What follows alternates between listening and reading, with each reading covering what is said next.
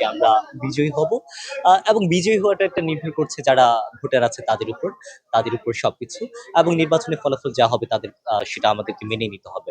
আর আরেকটা বিষয়ের আমি সম্মুখীন হয়েছি সেটা হচ্ছে জগন্নাথ হল এখানে আছে এবং যোগবল এখানে আছে।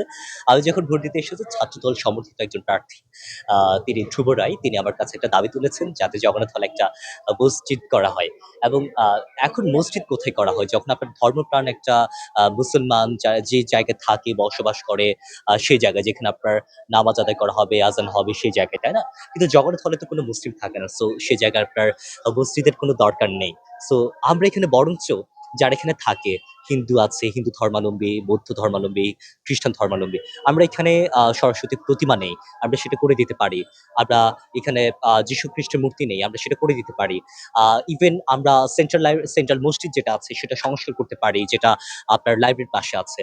কিন্তু জগন্নাথ হলে তো মসজিদের কোনো দরকার নেই। এবং ছাত্রদল যদি তারা জয়ী হয়, তারা যেহেতু চাচ্ছে সেহেতু এটা তাদের উপর নির্ভর করছে জগন্নাথ হলে তারা মসজিদ করবে কিনা। আসলে এরকম একজন প্রার্থী হিসেবে আমি আরেকজন প্রার্থী। তাদের কাছ থেকে এরকম একটা মন্তব্য পাওয়া, এরকম একটা পিঞ্চ মেরে কথা বলে এটা আসলে আমি খুব আশাহত হয়েছি। যেহেতু এটা মানে এটা আচরণবিধি লঙ্ঘনের মধ্যে পড়ে। যখন একজন প্রার্থী আরেকজন প্রার্থীকে আঘাত করে কথার মাধ্যমে হোক বা আপনার শারীরিকভাবে হোক, সেটা তো আচরণবিধি লঙ্ঘনের মধ্যে পড়ে। কিন্তু এটা আমরা তারপরেও উনি আমার ব্যাচমেট সেহেতু সে জায়গা থেকে এটা আমার কাছে এক্সপেক্টেড ছিল না। এটা আমি আশাহত হয়েছি, কষ্ট পেয়েছি। যাই হোক এটা আমাকে মেনে নিতে হবে। এত কিছুর যেহেতু ফেস করছি, এটাও ফেস করতে হবে। কিন্তু আমি শেষ পর্যন্ত জগন্নাথ হলকে আমি ধারণ করি। আমি জগন্নাথ হলকে আমি ওন করি।